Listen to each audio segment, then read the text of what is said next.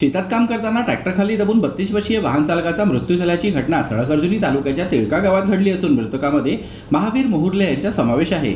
गोंदिया जिल्ह्याच्या सळकर्जुनी तालुक्याअंतर्गत येणाऱ्या तिळका गावातील शेतकरी जयपाल पेटकुले यांच्या शेतात भातरोवणीचे काम सुरू असताना ट्रॅक्टरने शेतात चिखल करत असताना 32 वर्षीय ट्रॅक्टर चालक महावीर मोहुर्ले याचा ट्रॅक्टर उलटल्याने मृत्यू झाला। ही घटना सकाळी 11 वाजेच्या दरम्यान घडली असून या अपघाताची माहिती पोलिसांना होताच पोलिसांनी घटनास्थळ गाठत पंचनामा करून मर्ग दाखल करत मृतदेहाला शवविच्छेदनाकरता सळकर्जुनी तालुक्यातील ग्रामीण रुग्णालयात पाठवले आहे।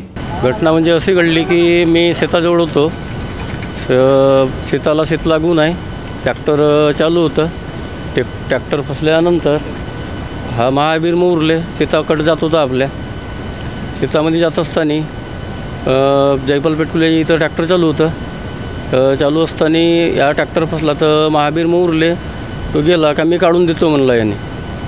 मग काय झालं काही नाही माहीत, आता मी तर दूरच होतो।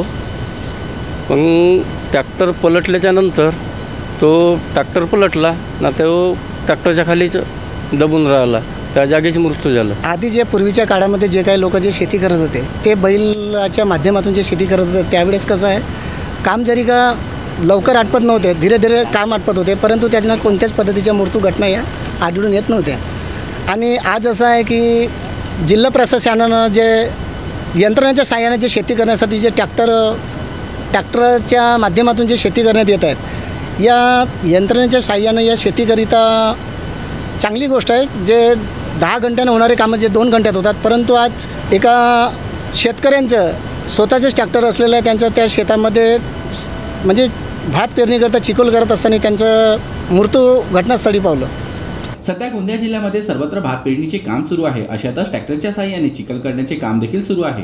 यंत्राच्या साहाय्याने शेती अधिकच सोपी झाली असली तरी ट्रॅक्टरच्या अपघातांमध्ये वाहन चालकांच्या मृत्यूच्या अनेक घटना समोर येत असून शेतात काम करणाऱ्या लोकांनी हे अपघात पाहताच मृतकाला बाहेर काढण्याचा प्रयत्न केला, मात्र तोपर्यंत ट्रॅक्टर चालकाचा मृत्यू झाला होता।